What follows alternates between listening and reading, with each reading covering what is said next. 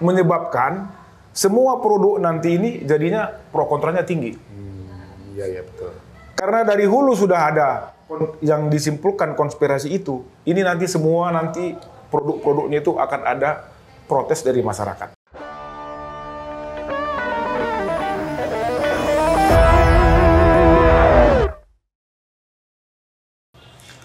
Selamat datang di podcast Petisi Brawijaya. Petisi Brawijaya itu adalah sebuah barisan untuk mengungkapkan kebenaran demokrasi yang diinisiasi oleh beberapa relawan yang peduli terhadap proses demokrasi di Indonesia. Nah, hari ini, siang ini kita akan bicara tentang yang berkaitan dengan proses demokrasi Indonesia belakangan ini yang kabarnya itu dikatakannya setback atau mundur ke belakang atau ada yang mengatakan tuh mandek. Salah satunya indikatornya adalah proses pemilu yang oleh beberapa kalangan dikatakan sebagai pemilu terburuk sepanjang sejarah reformasi.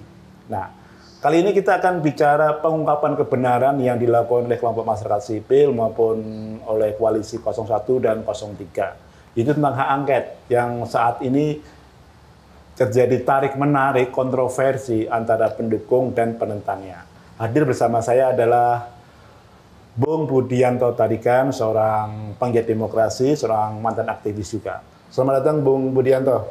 Ya. Terima kasih Bung Sigit. Ya.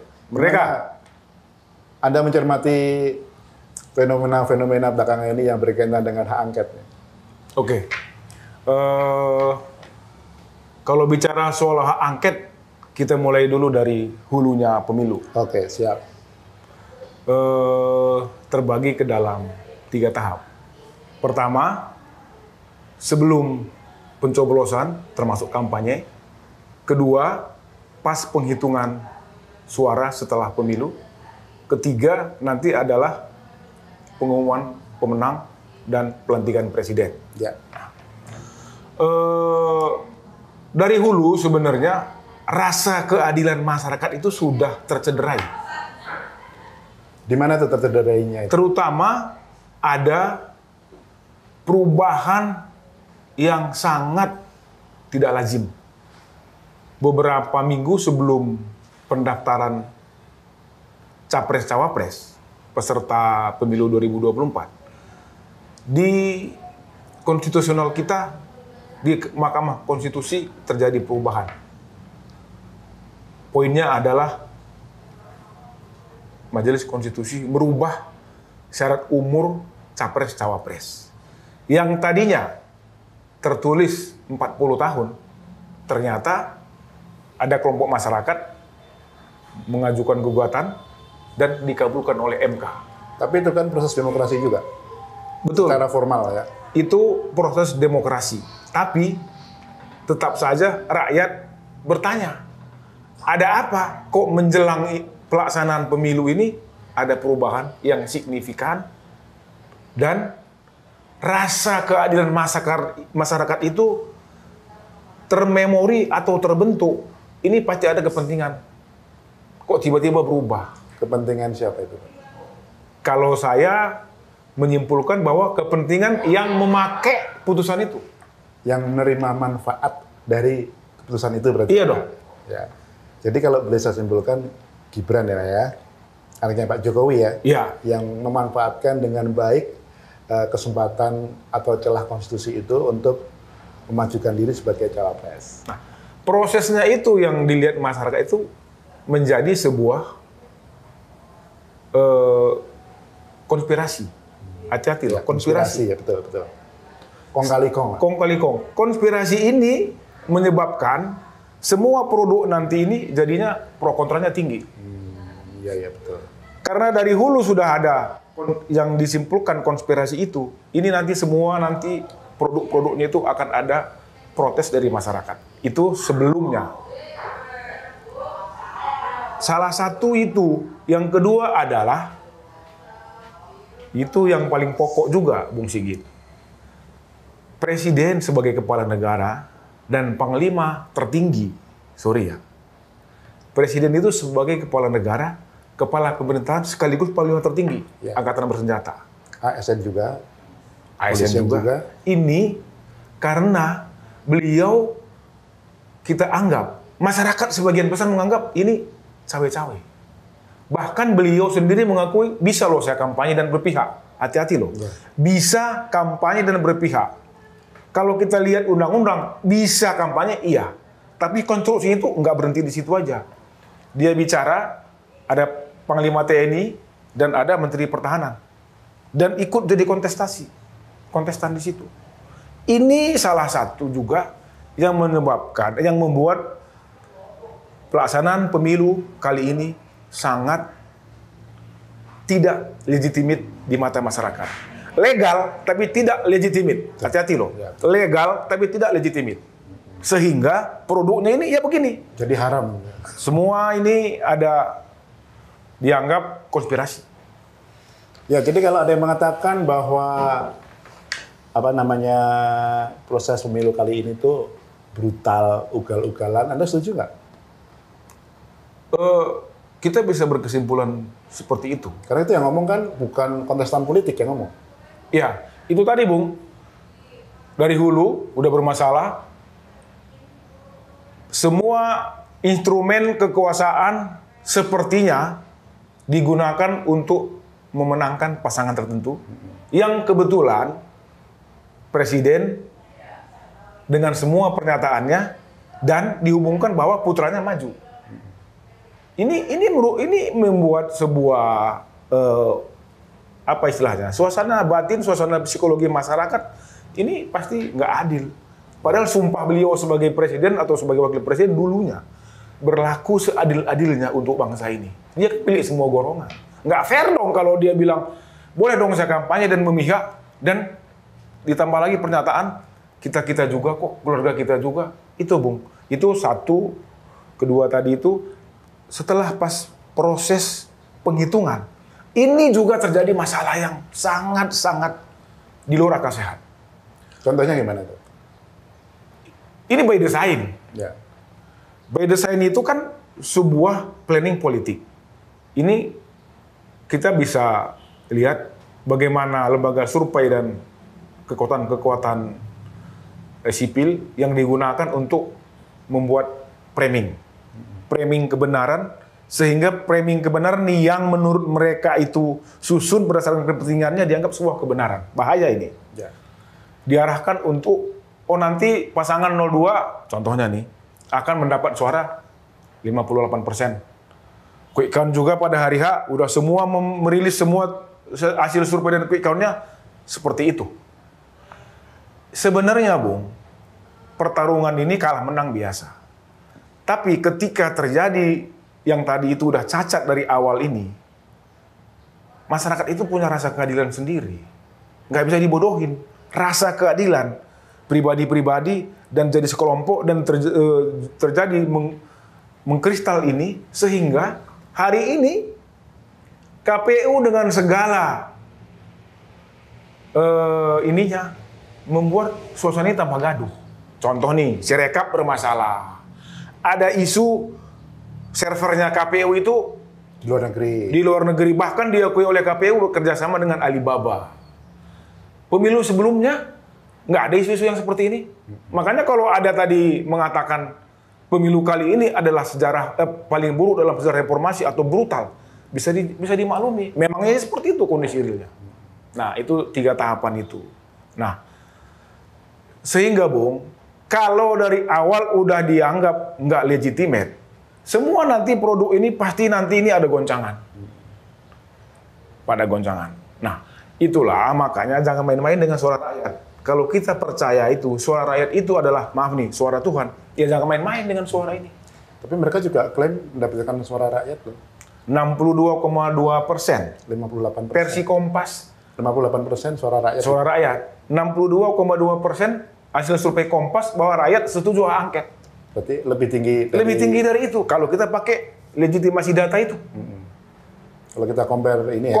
Kalau kita komparasi gimana? Kita perbandingkan ini suara 58. Oke lah kita pegang satu sisi, tapi dengan hasil survei setelah pemilu ketika Mas Ganjar menggulirkan isu hak angket, penelitian Kompas mengatakan 62,2% rakyat Indonesia setuju hak angket.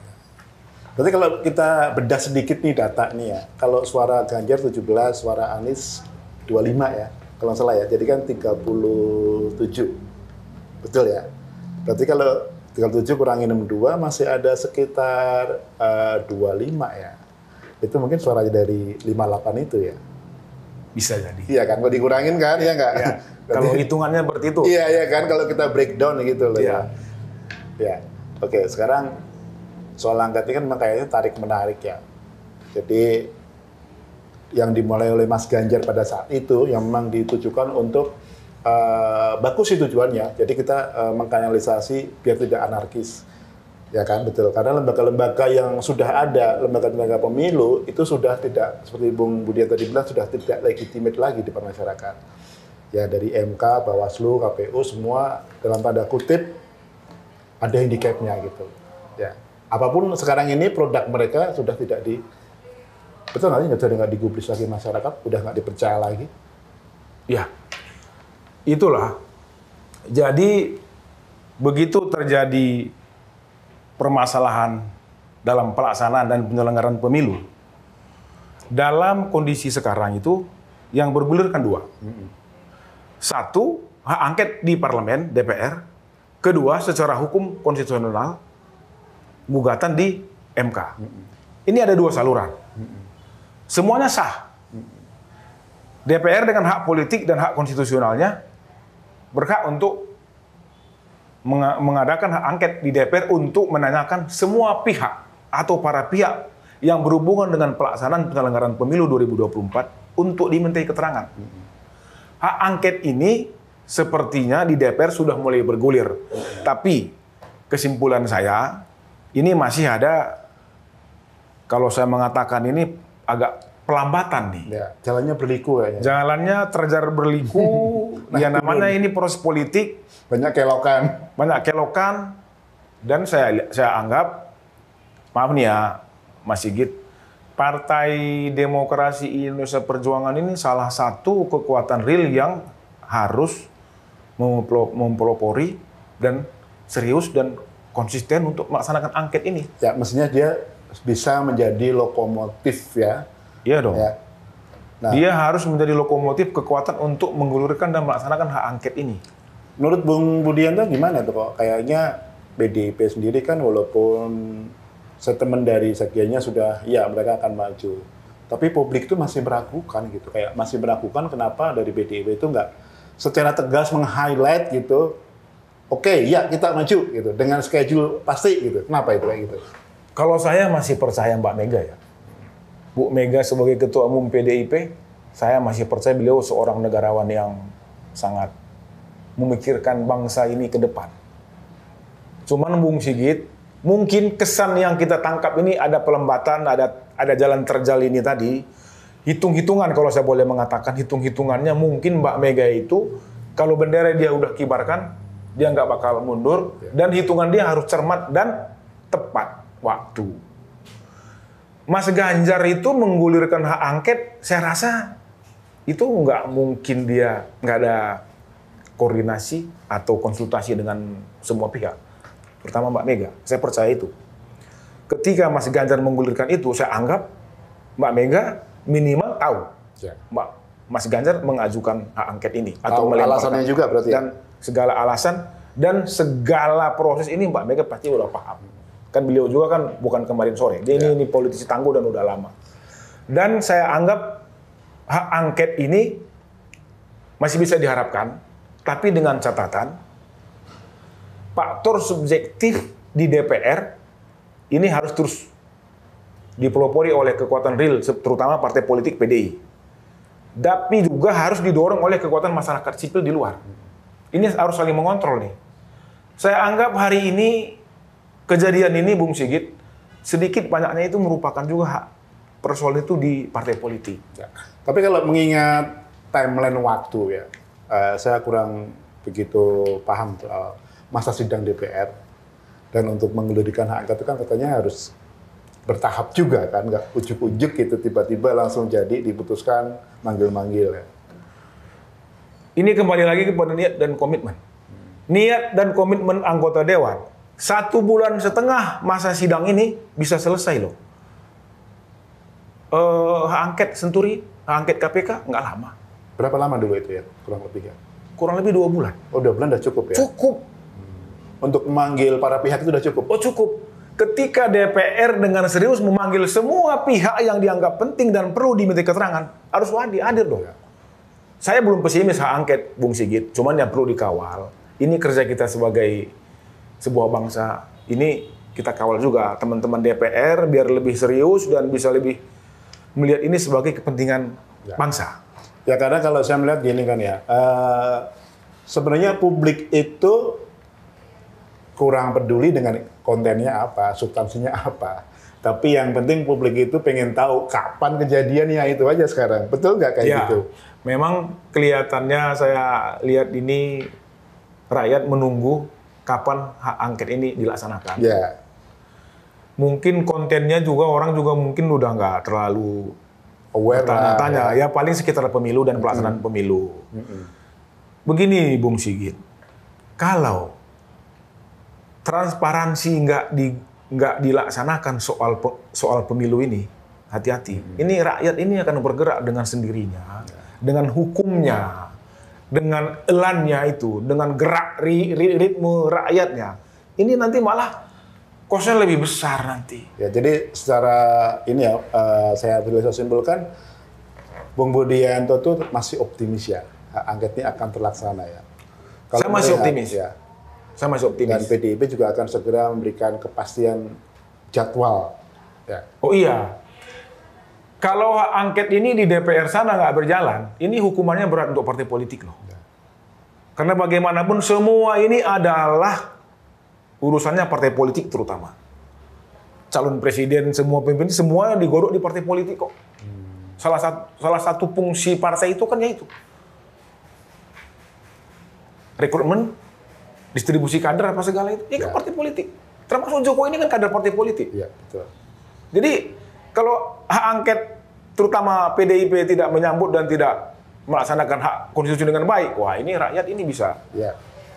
Jadi kalau bisa saya katakan kan hak angket ini adalah instrumen ya dari anggota DPR untuk melaksanakan tugas-tugasnya. Ya, hak konstitusional. Ya, alat lah ya. Ya. Kalau kita gampangnya alat lah ya. Ya. Alat ya. Jadi kalau dia tidak menggunakan alat itu ya artinya dia yang salah dong ya.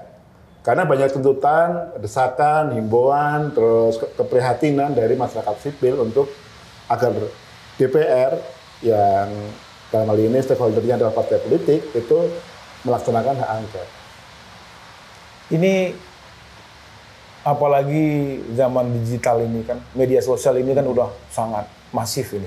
Riuh, gaduh semua. Ini semua udah bersuara tentang kecurangan, bahkan bukan lagi kecurangan pemilu curang malah udah judulnya nih. Ya, betul. Makanya ini kalau nggak direspon oleh partai politik dan di DPR sana, ini malah nanti ini ya kos sosialnya terlalu tinggi. Saya membayangkan itu. Ya apalagi sekarang ini kan elemen masyarakat sipil ya, agamawan, ada akademisi, aktivis sosial, aktivis demokrasi, aktivis HAM itu semua mendorong agar hak angket itu segera terwujud. Ya. Lepas dari tadi yang saya katakan tadi kan, saya sampaikan bahwa sekarang masyarakat itu pengen jadwal gitu. Ya.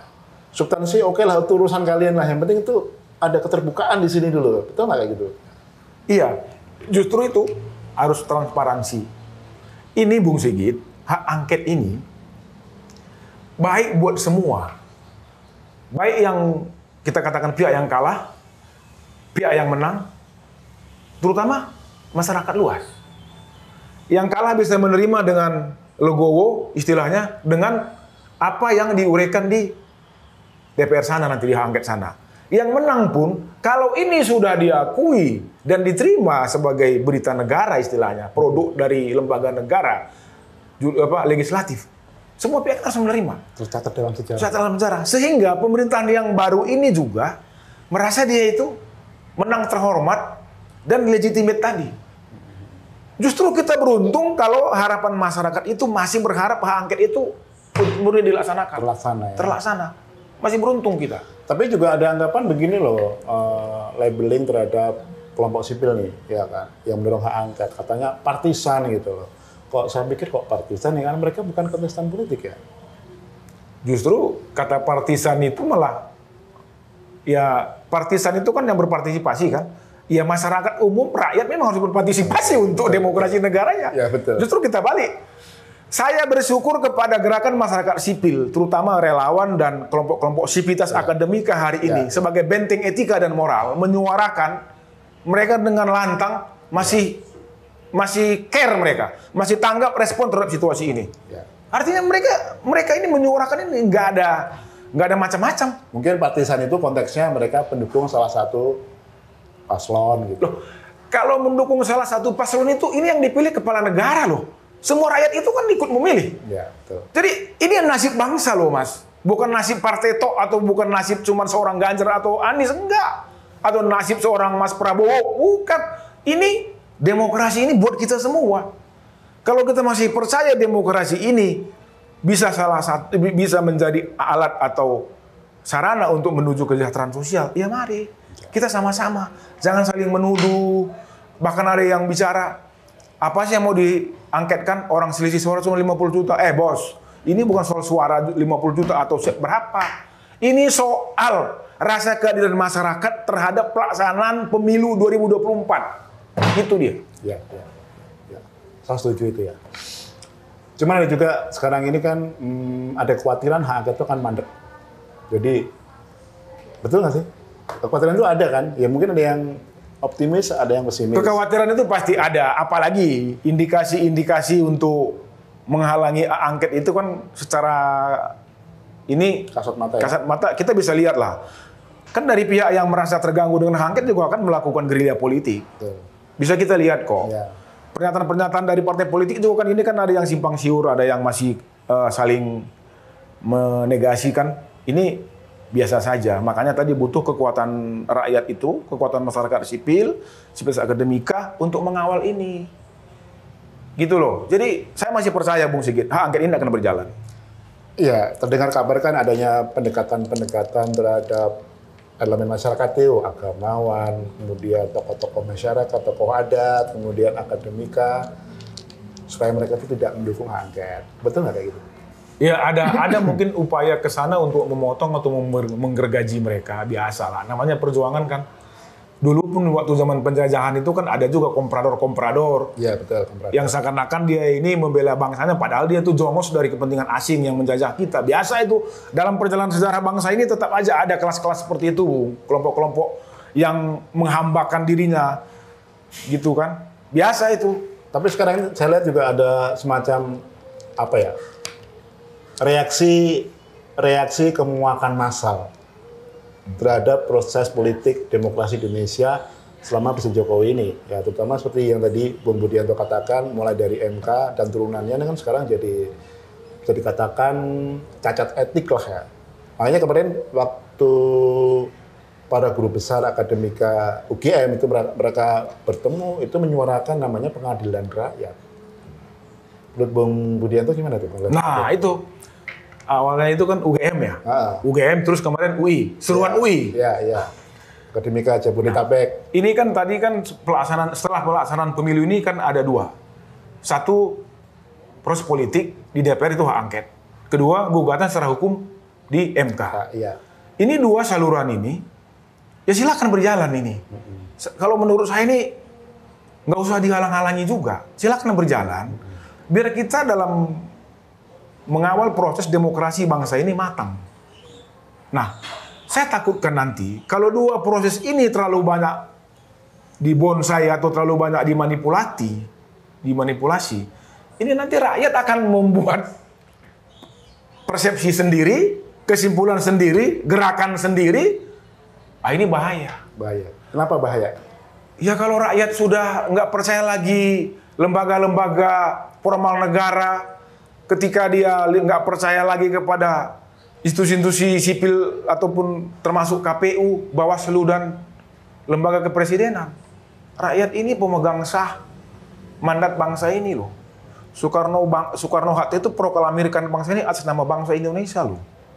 Kalau yang merasa bukan atas nama keluarga ya. Oh tidak. Kalau nanti rakyat ini merasa dua saluran tadi nggak memberikan ekspektasi atau rasa keadilan, saya takutkan nanti seperti seruan yang kemarin, Bung Zainal Arifin Mohtar ya, sama Mbak Bivitri ya. Iya, mengatakan ini perlu pengadilan rakyat. Kalau dua saluran ini nggak berjalan baik, memang bisa ke sana. Kan Bung Sigit kan paham kan, ketika saluran ini tersumbat, mampet istilahnya, kan mencari celahnya sehingga ini bisa berjalan. Seperti air ya. Air. Dan nggak lagi cuma reformasi. Kalau udah rakyat bergerak secara sosial dengan kehendak bersama, tujuan bersama, ini kan secara revolusi bisa ada. Secara revolusi itu kan kondisi subjektif, kondisi objektif. Ketika faktor-faktor pemicu ini secara kohesi sosial dan faktor sosial terpenuhi, pemimpinnya ada, ini ketemu, Mas. Hati-hati loh, Mas. Jadi kalau saya sendiri sih secara pribadi masih percaya ya gerakan-gerakan masyarakat sipil yang dikomandoi atau yang dimotori oleh perguruan tinggi itu masih gerakan yang sifatnya masih tanda kutip itu murni gitu. Karena mereka bukan kontestan politik ya. Mereka tidak punya agenda politik, tapi untuk agenda bangsa. Betul nggak kayak gitu? Ya. Saya masih percaya nurani yang terhormat, kaum Sivitas Akademika, gerakan masyarakat sipil itu saya masih percaya ini murni. Mereka itu, terutama Sivitas Akademika itu kan ada dulu, kalau zaman kita dulu ada Tridharma perguruan tinggi. Salah satu itu kan pengabdian masyarakat. Ini hari ini di depan mereka terjadi praktik-praktik yang menurut nurani, etika dan moral yang mereka yakini ini ada penyimpangan. Ya mereka nggak bisa diam. Mereka ini, kampus ini kan bukan Menara Gading. Kampus ini adalah benteng intelektual, benteng etika dan benteng moral.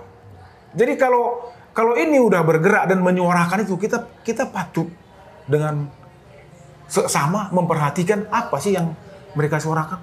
Kalau saya lihat Bung Sigit, mereka masih murni untuk mengawal demokrasi negara ini. Ya, mereka juga udah, soalnya kalau orang Jawa bilang sepuh-sepuh gitu. Iya itu. Kan mereka juga pengen ngejar jadi menteri juga udah enggak apa ya.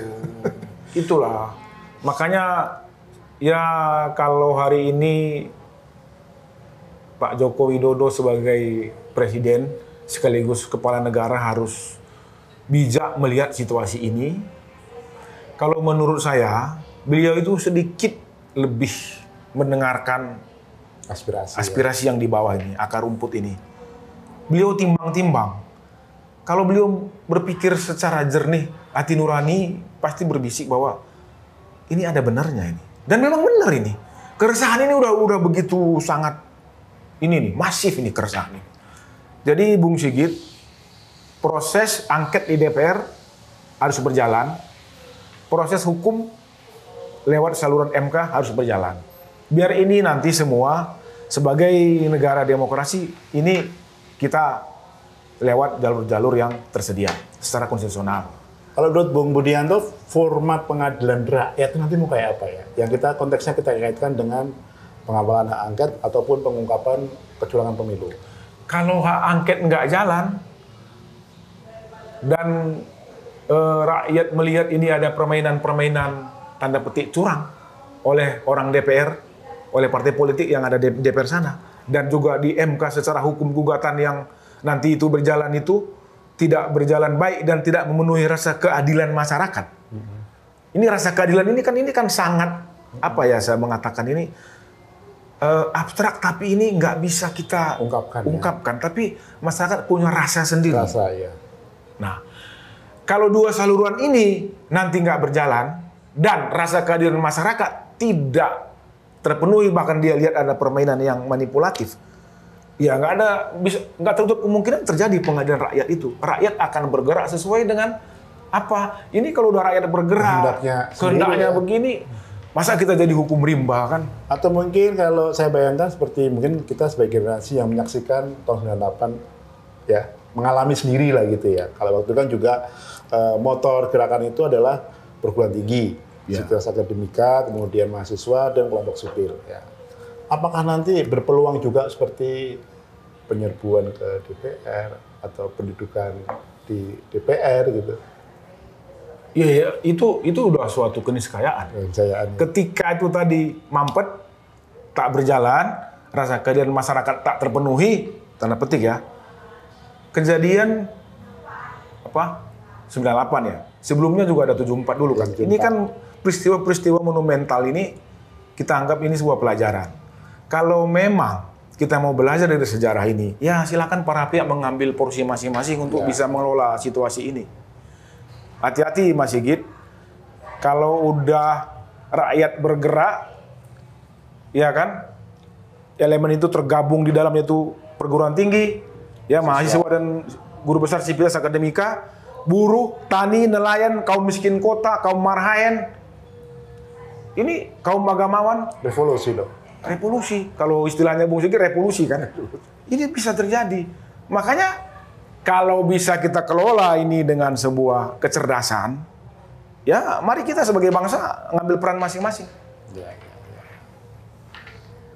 Ya, jadi kita biarkan aja ya proses yang berjalan saat ini. MK jalanlah dengan MK, kemudian angket ya semoga berjalan dengan sesuai schedule-nya dan agendanya dari partai. Kemudian soal pengadilan rakyat yang dicetuskan oleh para guru besar sivitas akademika, saya pikir nggak perlu dikhawatirkan ya. Karena kalau ini semua berjalan dengan baik, hak angket kan itu nggak akan muncul ya. Iya, betul nggak? Iya, betul. Ya kan?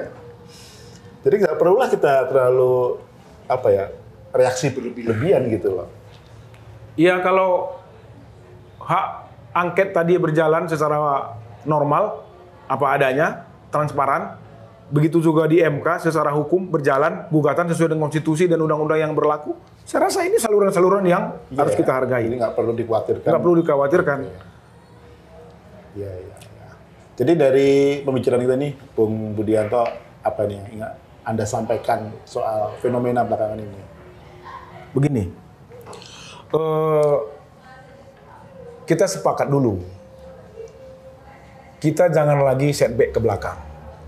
Kita jangan lagi situasi ini mundur ke belakang. Kalau bisa kita pada titik hari ini, di persimpangan jalan ini, sebagai bangsa bisa mengelola persoalan ini dengan beradab, secara koridor-koridor aturan dan konstitusi yang ada.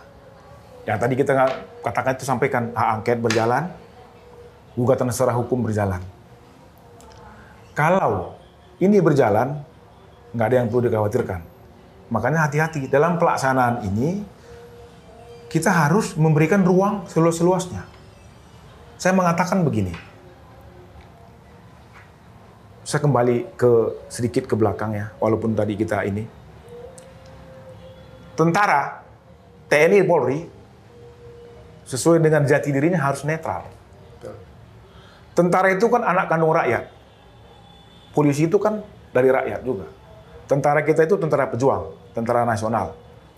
Jadi, hari ini saya menyampaikan kepada TNI bahwa TNI harus memberikan ruang kepada demokrasi. Dan demokrasi sudah memberikan tempat kepada TNI sesuai dengan kitohnya. Itu, Mas. Tentara Nasional Indonesia harus memberikan ruang dan mengawal demokrasi sesuai dengan konstitusi.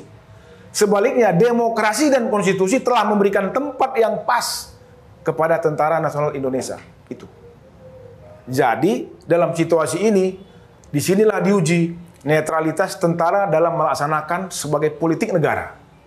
Jangan ikut berpihak. Saya nggak menuduh ya, tapi jangan sempat ini nanti. Ini, saya percaya hari ini, tentara ini masih sebuah institusi yang profesional dan masih saya anggap ini masih murni dan menjalankan politik negara. Maaf ya, ada kejadian kecil-kecil mungkin, iya. Tapi saya berharap dan menggantungkan harapan kepada tentara, dia harus, saya ulangi lagi, memberi dan mengawal pelaksanaan demokrasi. Karena demokrasi sudah memberikan tempat yang pas kepada tentara. Reformasi kan? Sudah. Kalau penegak hukum gimana?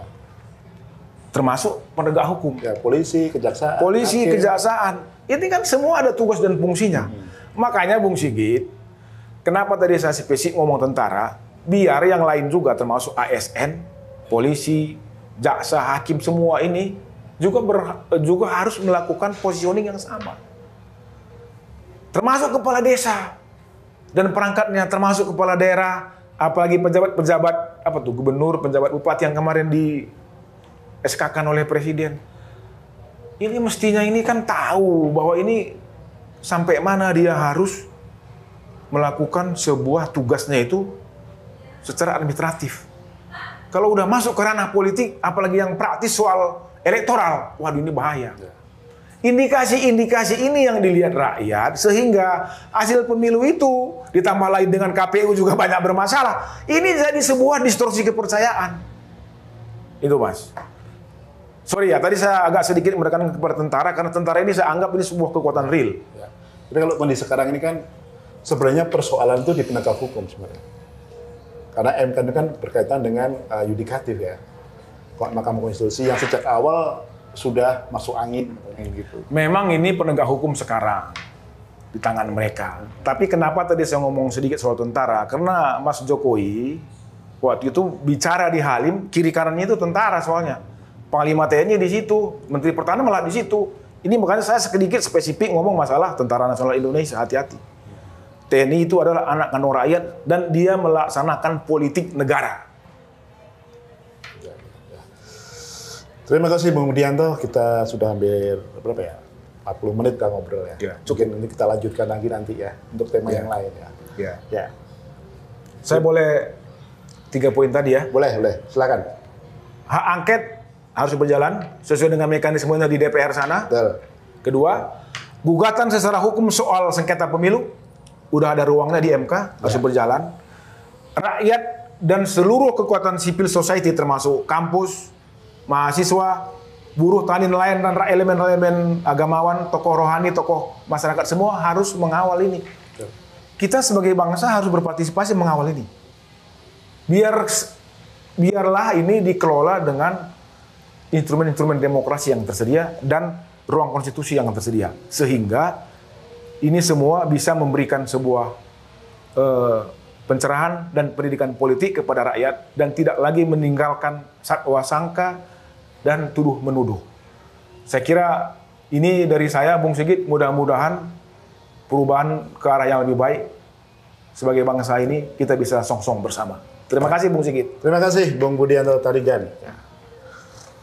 Terima kasih buat yang sudah menyaksikan podcast Petisi Brawijaya. Jadi memang dari yang saya simpulkan dari pembicaraan dengan Bung Budianto tadi, kita harus mengawal hak angket, kemudian juga kita biarkan proses untuk proses hukum di MK juga biar berjalan. Tapi yang tidak kalah penting adalah kita juga harus mendorong elemen masyarakat sipil untuk lebih intensif lagi mengawal itu apabila terjadi nantinya masuk angin di kedua institusi ini, baik di DPR maupun MK. Karena sebenarnya masyarakat sipil masih punya sumber daya kekuatan yang ini sulit untuk dikalahkan. Karena kalau kita belajar sejarah dari tahun 65, 74, 98, semua yang merubah sejarah itu adalah elemen masyarakat sipil, terutama dari perguruan tinggi, yaitu sivitas akademika dan mahasiswa. Ya. Sampai jumpa, kita bertemu lagi di tema-tema berikutnya yang lebih menarik dan aktual dengan kondisi hari ini. Merdeka! Merdeka!